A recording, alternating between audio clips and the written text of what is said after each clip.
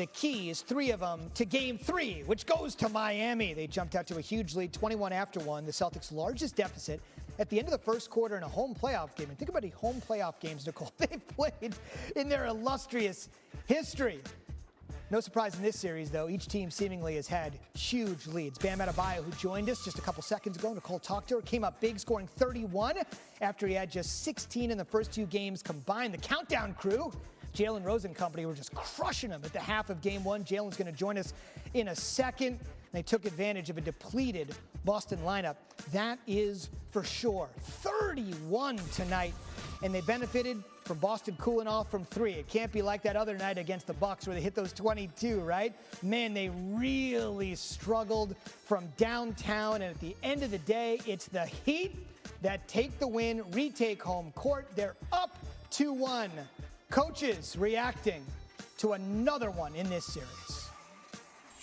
All they talked about was, upping their physicality, being embarrassed at home, and that's what we spoke up about, not being caught off guard or complacent or content with getting a win at their place and understanding how they're going to guard guys, be physical, and we didn't match that from the start. It looked like we were, kind of wilting to the pressure and started complaining to the refs, and took us out of the game from the start, but disappointing to come out that flat in the conference final game. It's playoff basketball. You have 2 really competitive teams going at it. Laying it out on the line, and there's just adversity going on both sides just constantly, and the competition is that intense that it's creating that adversity. I do not have any updates on anybody. Like, we're just going to go back to our cave and just recoup, and maybe I'll have some information for you tomorrow. Most notably, that would be about Jimmy Butler, who's got some knee inflammation. Obviously, that's a huge sticking point. We'll wait to see what happens. The one and only Jalen Rose joins us on the floor from Boston. Jalen, halftime Game 1, you and the crew just slicing and dicing up Bam Adebayo, but he played absolutely outstanding. What has changed in his game, particularly tonight? The thing about Bam was it was all about aggression and a level of physicality that he didn't have in the first couple of games. And the one thing about being a professional and being a part of the Heat culture, he heard about it. And the thing I like is that he took it personal.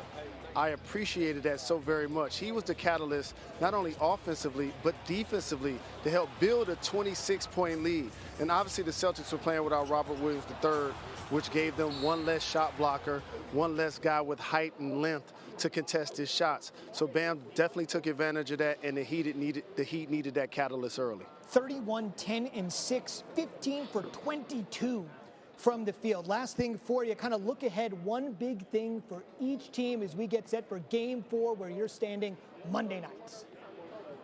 The big thing for the Celtics is they turn the ball over too much.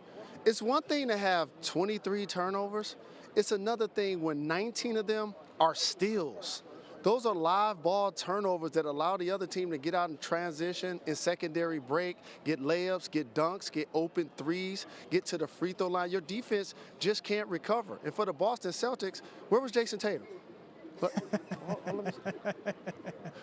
He didn't play well. Like, Jaylen Brown was here. He did a terrific job. Al Horford, the OG, he played well, 20-plus, 10-plus. Those guys play well. They play with effort.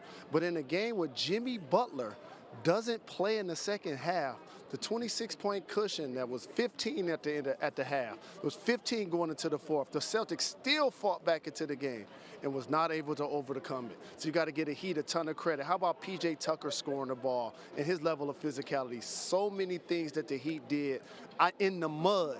That's why Eric Spoelstra said we're going to our caves. That means we're blocked off, we're trapped in, and we focused on the next one. That was a big-time Heat culture victory on the road. No doubt. Tucker at 17, and you can almost see Spo smile when he said, Riley's been showing up to practice every day, and he is loving the way we are playing defense. Jalen Rose to the countdown crew, back to get us set Monday night. Turnovers. Tatum, Nicole said at the quiet night, he had 10.6 turnovers, 7 turnovers for Jaylen Brown, which sort of negated his 40 points. Stephen A. Smith, the one and only, joins us on the floor from Boston. Stephen A., from your expertise and your eye, what did Miami do to induce all of these Boston turnovers? Well, Victor Oladipo was a star defensively in the third quarter, particularly against Jalen Brown, because he stripped him about 3 or 4 times. I mean, it was one of the worst 40-point performances you'll ever see from a player, because Jalen Brown did have 40, but the third quarter alone he committed 5 turnovers, and it seemed like every single turnover he committed squelched a run that was potentially being made by the Boston Celtics. So that really, really rings out. It really stands out. But also, don't even call this TD Bank Garden. Call this TD Bank Infirmary, because, I mean, everybody was going down. You started out the game learning that Robert Williams would be out. All of a sudden, Jimmy Butler was out. Marcus Smart got hurt. Jason Tatum got hurt. And so you looked at it from that perspective, from that standpoint, and injuries just seemed to be happening all over the place. But ultimately what it came down to were the turnovers and the inability for Jason Tatum to get going. He finished shooting 3 of 14 for the game. Him and Jalen Brown combined, the 2 stars combined for 13 turnovers. You can't beat this Miami team playing that sloppily. You just can't do it. But they did it tonight. That's why the Boston Celtics lost. That's why the Miami Heat have regained a lead in this series and reclaimed home court advantage. Well said. 13 turnovers, 6 for Tatum, 7 for Brown. I just want to ask you a big picture perspective, because you've watched every single second of this series with your own eyes, either in Miami or Boston. These are the 2 best teams in the East. What do you attribute these incredibly wild swings, teams up by 25 meaning nothing? Inefficiency offensively. The fact of the matter is that Miami was in complete control in the first half. In the third quarter, they looked like they didn't even know who they were in the first half. Yeah, Boston might have amped it up a little bit defensively. There's no denying that. But they were missing shots that they were making in the first half. And they got away from Bam Adebayo to some degree. Now, he finished with 29 and 10 and 6. He came out incredibly aggressive after being so anemic in games 1 and 2. Handled his business in the first half. In the third quarter, they didn't get the ball to him nearly as much as they should have. You're looking at a guy like Tyler Hero. He's the reigning 6th man of the year. Shot 4 of 15 from the field in this particular game. Meanwhile, Boston was getting it going. Al Horford shot 50% from the field. Marcus Smart got hurt, came back in the game, made a big-time three-pointer.